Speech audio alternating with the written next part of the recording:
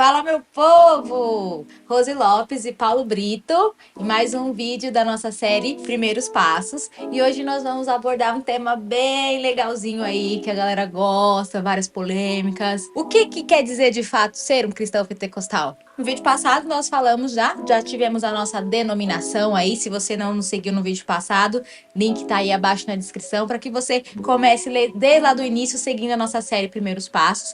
E nosso primeiro vídeo nós falamos, nos denominamos aí como cristãos protestantes, e agora nós temos um termo também bem utilizado dentro das nossas igrejas, que causa às vezes uma certa polêmica. Nós somos pentecostais. Opa, do Sim. fogo. O que isso significa? Será que é só quem dá um glória mais alto lá na igreja, Paulo Brito? Opa, quem grita mais alto, Quem pula mais alto?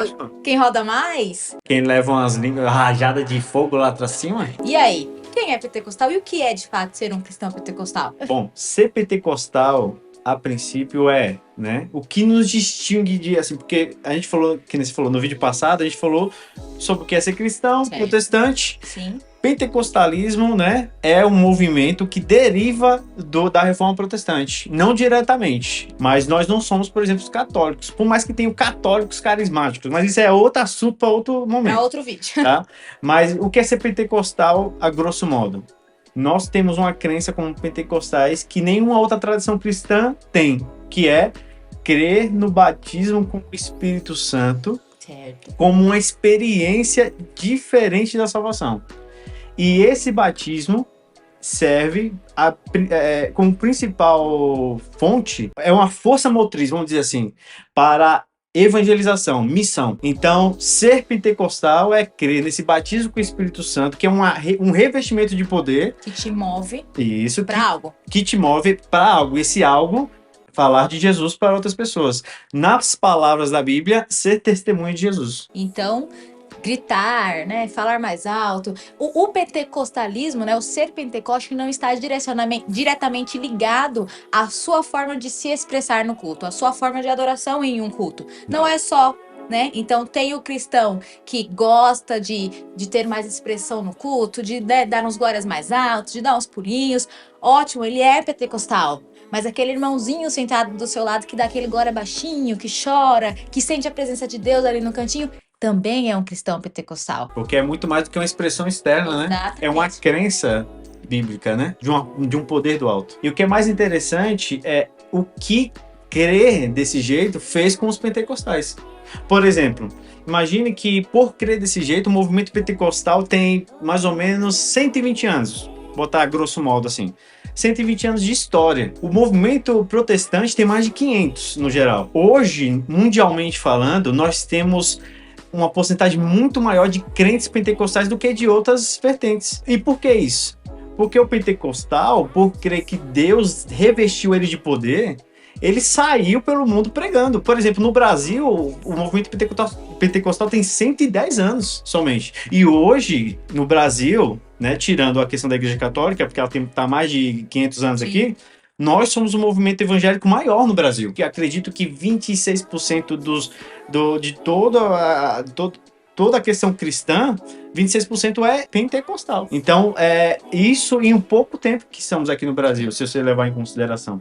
Então, por que isso? Porque os pentecostais, quando chegaram no Brasil, começaram a abrir igrejas, crendo que o poder do Espírito estava sobre eles, né? E nesse revestimento de poder, pregando a palavra. Então está muito além de uma expressão em um momento de adoração, mas é algo que move o nosso coração, é algo que deve nos mover. Então, ser um cristão pentecostal é mais uma responsabilidade que a gente carrega, porque isso nos induz a uma ação maior, que é de propagar o evangelho, propagar as boas novas. Então, talvez um cristão pentecostal que se denomine como pentecostal somente pelo fato de expressão em um culto ou em um momento de adoração, ele não é tão pentecostal quanto a gente imagina que ele seja, né? Porque, de fato, os pentecostais recebem essa virtude de Deus e eles entendem que isso é para uma missão maior, que é propagar o reino de Deus, as boas novas de salvação. E é isso que nos move como cristãos, protestantes e pentecostais. Talvez tenha outras coisas que não sejam necessariamente somente pentecostais, mas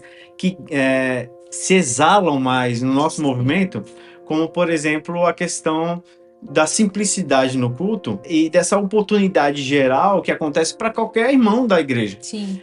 A gente acha que é sempre em todo lugar assim, mas não é. Na verdade, por exemplo, é um grito da Reforma Protestante, né, tirando solas, que o Martinho Lutero trouxe, que era o sacerdócio universal de todos os crentes. Ou seja, todos os crentes têm o mesmo valor como um sacerdote diante de Deus. Tem o mesmo né? acesso. Não é mais só o Papa ou o padre que tem esse acesso a Deus. Qualquer leigo, vamos dizer assim, tem um acesso a Deus. E o movimento pentecostal tem essa beleza. Sim. Por exemplo, de você ter o pedreiro de dia e de noite ele é o pastor da igreja, né? É o servente de dia e ele é o diácono, né? E às vezes é o, sei lá, o contador, administrador e ele é só um membro da igreja. Mas isso não nos torna maiores ou menores. Isso só está mostrando que nós, na nossa simplicidade, cremos também nesse sacerdócio universal, porque não há uma hierarquia entre nós, né? Qualquer simples pessoa que a gente diria socialmente pode ser um crente que fale da palavra de Deus, analfabeto ou alfabetizado, né? Sim, e todos têm acesso ao mesmo Espírito, à mesma graça e ao mesmo Deus. O pentecostal lê a Bíblia diferente. Opa! Sabia disso? Opa! Então não é só pular. Não, ele tem um jeito de ler a Bíblia. Não é só pular, galera, tá vendo? Por exemplo, a gente lê a Bíblia tendo a expectativa de que tudo que tem nela é para nós hoje. Por exemplo, se um pentecostal, se você pedir para um pentecostal ler Atos, e pedir para ele se explicar para você, sim, ele vai dizer que aquilo tudo de Atos é para hoje.